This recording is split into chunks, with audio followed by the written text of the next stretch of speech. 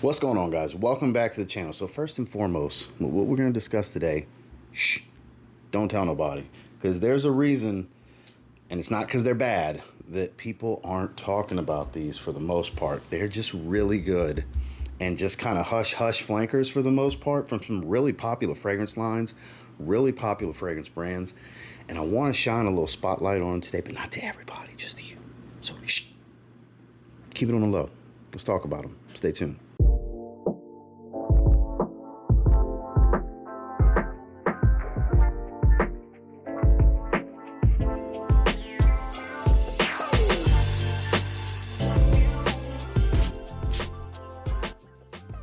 So starting with one that, Gucci Guilty line, long time it's been pretty popular. They have some polarizing scents, but I think the most versatile, highly wearable, smoothest of the bunch is Gucci Guilty Parfum.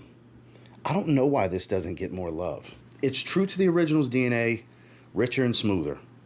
What a true Parfum flanker should be, right? They don't rework it. They don't add too much to change the formula like a lot of Parfums do. The smoothest orange blossom designer fragrance. Honestly, like the smoothest orange blossom in general that I've smelled. White floral dominant, but not feminine. A little spiced, nice and woodsy. It's not over the top powdery or anything like that. A little hit of citrus at the top. It's not super fresh, but it's not super deep, rich, and warm to where I think you can get away with this one in all four seasons, day and night. True signature scent. It's got enough sincerity, elegance, and class to rock to a more serious situation to where it's not just, mean Mark Callis, shout outs to The Undertaker, just graphic t-shirt and a Bass Pro hat like I am. Totally can rock it with this on up to a damn suit and tie if you want to. It really can do it all with really good performance without being over the top or super expensive. It's Gucci Guilty Parfum. Now this next one was exciting when it released and then right under the rug. No love. Weird. I think it's the best Encre fragrance. We're talking about Lalique Encre Indigo. I actually prefer it to Sport. Sport was my favorite for the longest time, and I still love Sport. It's aquatic, while still having a little bit of earthiness to the vetiver profile that they were going for with this line. You get a juicy citrus, but here you get juicy citrus, you get greens, you get woods, you get a better signature scent. This is more well-rounded. It really is the best Encre fragrance they've put out. Of course, that's my opinion. You may be an a l'extreme kind of guy. You may be an Encre Noir guy. Whatever. There's no wrong answer. It's just opinions. But to me, this is far better than the lack of love and attention that it gets. Again, above average performance, nothing crazy. The prices continue to drop. This thing's like 50, 60 bucks now. It was 80, 90 when I got it at discounters. The price, I don't know if it'll ever reach the $30 range of the other ones, but for around 50, 60 bucks, it's a damn good fragrance. You might want to look into this one. High versatility with Encre Indigo from Lalique. Now this one's fun and fruity. This was part of that kind of rush on Carolina Herrera fragrances I did earlier in the year. I picked this one up from Perfume Box when I was grabbing a lot of the 212 VIP fragrances. This is 212 VIP Wins. Speaking of fragrances that don't get any love, love the color scheme, by the way. It's fun, it's fruity, it's got a touch of spice and woods, but it's very fruity fresh. Not a serious fragrance. Obviously, you can rock this one to work. It's not over the top juvenile and playful, but this one, nothing serious to this. Surprising how enjoyable this wearing experience actually is. Like, I didn't have super high hopes for it when I got it. I was like, it'll probably be pretty good. This is the most, I guess, playful in the line of the ones I've tried. It doesn't have that date night feel that pretty much all the rest of them do have. This is more of a daytime fun fragrance. Not the ultimate high heat fragrance, but 3-season kind of stuff. I don't think it's the best for the winter, but spring, summer, fall, day and night, more casual setting, average to above average performance. You'll probably like this one. 212 VIP Wins. Now I'm waiting for the weather to cool down so I can really start weaponizing this savage, because that's how I feel about it. This is damn good. Gets no love. Shocking to me personally. We're talking Yves Saint Laurent L'homme EDP. The slightly warmer and a bit boozy twist on the original. It does smell like the original. I literally bought it with my rebuy of the original YSL L'homme, which one of the greatest men's designers of all time. I'll argue with anybody about that. But this one, oh, maintains that DNA even better than the Le Parfum flanker does. It's not over the top boozy, but there's a little bit of this warm, ambery, boozy feel to it, dense, woody tone. It's definitely got a strong woodiness to this versus the original. It really heightens a lot of the core elements of L'homme Eau de Toilette. This is so good. It's really built for the fall and into the winter, and I can't wait to be able to put it in rotation. Now look, I could wear this in the evenings right now, but as far as daytime, it's a little much because I'm still getting some high heat and humidity where I'm at. But man, as fall rolls around, keep this between us. Only you and I are going to be the two people rocking this one. YSL L'homme EDP. This one's so good, and it's a release for this year, that I'm very surprised it doesn't get more love, because Bright Leather gets a ton of love. Granted, it's hitting discounters heavily, like rack stores and stuff where you can pick it up now. But even Spicy Leather, bunch of love. But Ferragamo Red Leather, a little bit here and there, but you don't really see too much or hear too much about this one. And if you like Bright Leather or Spicy Leather, and you like iris fragrances, it's the best one in the line. Best meaning my personal favorite. Again, it's my opinion, but boy, is it a strong opinion. This has the spice, the freshness, the leather, the citrus, all those things of the two arguably best prior to this in the line with Spicy Leather and Bright Leather, and adds iris. A slightly creamy, not over the top like makeup lipstick type of iris. It's not so much that Dior Homme type of iris. It's a little bit of that. I'm not saying it's a natural iris, but it's not as powdery, but noticeable iris has been added to this, that synthetic iris, and it makes for the ultimate version of this DNA, I think. And it's the best looking bottle with that smoke gray glass with the red and everything. It's the best looking bottle, I think, and it's the best smelling because it really highlights a lot of this line in one bottle. You still have that violet leaf DNA of the original, you have the freshness and leather of Bright Leather, and you have a lot of the spices from Spicy Leather. It just doesn't really have the earthiness of the Intense. I mean, it's almost like the highlight reel of this line, like I consider Invictus Parfum the highlight reel of that line. So again, don't tell nobody. Just me and you will be wearing it this year. Ferragamo Red Leather. Now, I was under a misconception here. I misjudged this on an assumption, and I made out an ass, but not necessarily... I made an ass out of, not necessarily you, but me, for sure. Ass out of you and me, how the whole saying goes, because I thought this was just a re-release, rebottling of the Parfum edition, and I was wrong. This is far superior to the old Boss de Scent Le Parfum, Boss de Scent Parfum edition. This is Boss de Scent Le Parfum, and man, I need the weather for it. It's too hot still. I picked this one up this year reluctantly. I was like, good price. It was one of Fragrance Buy's, holiday sales that they run, and it was like such a steal. It's like, what the hell? I'm slowly collecting all of them because I love the DNA. Let me grab it, even if it's redundant. Boy, was I wrong. A lot more leather, a different take. This is less of a creamy orris like the Parfum edition, and this is a bit more waxy. It does have a touch of earthiness, and like I said, the leather. I get more leather out of this. And powdery. Oh, and the iris stays longer here. With the Parfum edition, it was fleeting. It would hang out in the opening for about 30 minutes, and then it was gone, and it just dried into a slightly higher oil concentration of the original, which is fine, smells good, but nothing special enough to keep revisiting over and over, whereas this is one of the best ones they've done. This is for sure top 3 in the line, in my opinion. I think it's number 3 behind Magnetic and Elixir for me. Over Private Accord and Absolute. I know that might be wild to some of you. It's over the Intense, it's over the Original, it's over Pure Accord. Man, I don't know why this doesn't get more love, especially you iris lovers, you designer iris fragrance lovers. You might need this. Boss de Scent Le Parfum. While its Eau de Parfum version gets all the love, and deservedly. It's amazing. This is my favorite one between the two. I'd take this over the Eau de Parfum, though I believe the Eau de Parfum is as good of a signature scent as money can buy. I think Bleu Noir EDT Extreme from Narciso Rodriguez is so criminally underappreciated for what it is. This has a watery freshness that doesn't make it over the top aquatic. No saltiness, no marine accord.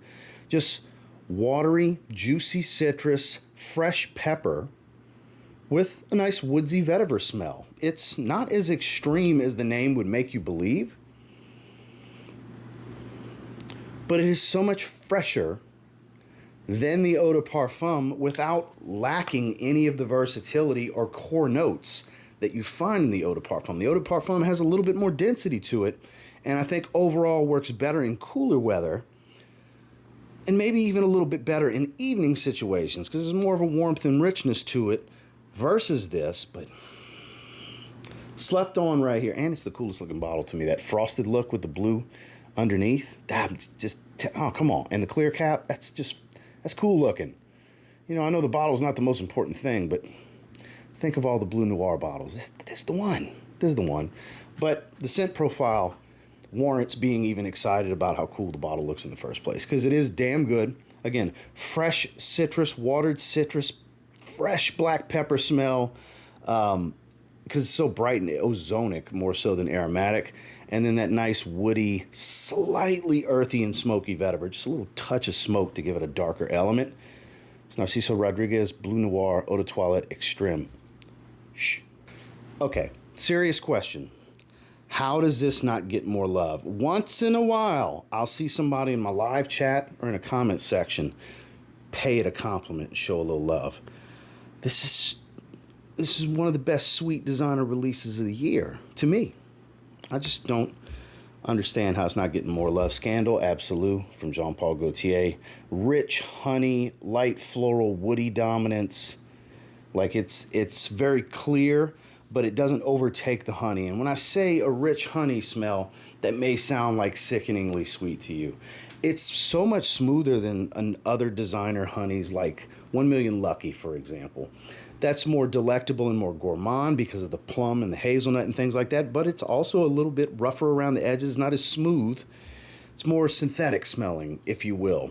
This is a smoother fragrance. This has deeper elements that, I'm not going to say class up the joint, because that's not the case. But again, I don't even remember the notes specifically, but I get a little bit of a floral tone in the heart, a nice rich woody element, and it's just as sweet as the other two, but it's so much smoother, because I know people love the Parfum. The Parfum's great. I agree. It's far superior to the Eau de Toilette, but I think this is superior to the Parfum, and more people should give it a shot. And I think that's the biggest issue, is that people love the Le Parfum so much that they're not giving this one a fair shake. And to me, unless they release a fourth one that's even better than this, I think this is the best version of Jean-Paul Gaultier Scandal.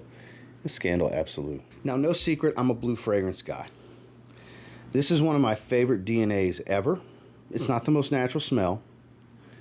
It's got this coastal marina type of feel to it, because you got greens, woods, citruses, aquatic.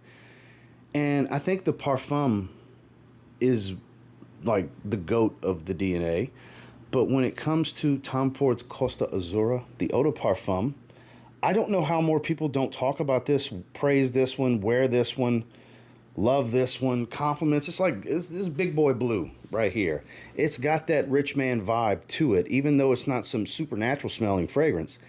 Again, this has yacht club type of feel to it. Not that I'm walking on all kinds of yachts. I have been on one before, but I'm not going to sit here and act like I'm rubbing elbows with the rich men of the world all the time or nothing when I say that. But it's got this feel to it, this upscale blue feel to it. That's how I've always felt. Juicy, rich citrus, and the oak wood that they use in this DNA, it gives it that little something extra, the way the woodiness comes across. It's not as basic as a lot of the other blues. Again, without being a very natural smell, it is a synthetic smelling blue fragrance, but high level versatility, and it's got enough power to it to where if you want something on the fresher side of things, in cooler weather, this will absolutely work. This can be that one blue. And it's different enough from all the blues. I don't think it smells super redundant to just loads of others in the genre. I don't understand how it doesn't get more love. I just don't. And I think you should give it a shot. I mean, Sephora, places like that, they have testers. First time I tried it, I sprayed it on at a Sephora. Maybe get out there and try it. Yeah, it's pricey for a blue. 50 ml is going to run you, over $100 easily from discounters, but I think it's worth it. with Costa Azzurra EDP from Tom Ford. Last but not least, I don't know how this doesn't get love. It's cheap too. It's cheap, 4.2 ounce bottles like this. Especially if you get the one with the tester sticker on the box. It was like 35, 36 bucks. I paid 30 something. And even the full presentation, which the only difference is they take the tester sticker off the box, it's like 40 bucks. John Varvatos XX Indigo. Do you like blue fragrances? I mean, we're talking about blue fragrances with the last two here, but man, green, woody, a little touch of spice, not super spicy, not an aquatic. That I believe it's Himalayan poppy is the floral note here. It's got this interesting flowery tone that's not feminine. It's not a very powdery fragrance. Again, woody green. A bit of citrus and fruits without having a bunch of sweetness. And again, it's not aquatic. It's a very interesting take on an affordable blue. You know, and affordable just is the way it shook out. At retail, it's not some cheap fragrance, but, you know, on discounters online, it straight up is when you can find it in stock. Criminally, like multi-time felon kind of underrated. Multiple felonies, that's how criminal it is. I don't know. What is it about this that made you never give it a shot? Because if you have a John Varvatos store at a mall near you, probably have a tester. First time I tried John Varvatos fragrances was at the Galleria Mall in Houston. That was when Nick Jonas had his first fragrance of the three. The blue one, John Varvatos and Nick Jonas, JVXNJ, the blue bottle. That was when that had just came out. I went to John Varvatos and smelled a bunch, and that's when I discovered, hey, I really like this brand's fragrances. So maybe try that. Grab a sample online, something like that, or if you're feeling frisky, and you're the type that likes to blind buy for fun, I'm not encouraging you to do it, but you could do a lot worse for like 35 bucks. You're probably going to be the only person you'll ever meet that's wearing it. John Varvatos XX Indigo. Well, that's the 10. And again, one more time, I have to stress, shh. Between us, you know, the fragrance community online is, you know, at least a couple 100,000 people, and not all of them are going to see this video. I wish all of them would see this video. Yay for me, that would be great. But that's reality. That's not going to be the case. It's just a few of us talking right now, right? So let's stand out here. Not the most challenging fragrances. That's not what I mean by stand out. I mean stand out because I can almost guarantee everyone around you will not have these fragrances, has not smelled these fragrances, and you will be the one that you know, that you come across, that you meet in your daily life, smelling great like these fragrances. And most of them pretty damn affordable. I'll try to have links down below to everything. I'm not sure what's in stock in different places and so on, but I hope you enjoyed this video. I enjoyed making it and gathering these 10 because I truly believe it's criminally underrated. It needs some more love. And I think you're the person to show it some love besides myself, of course. And until next time, I will say, if you get your hands on any of these and give them a spray now, probably end up thanking me later. Have a good one, guys.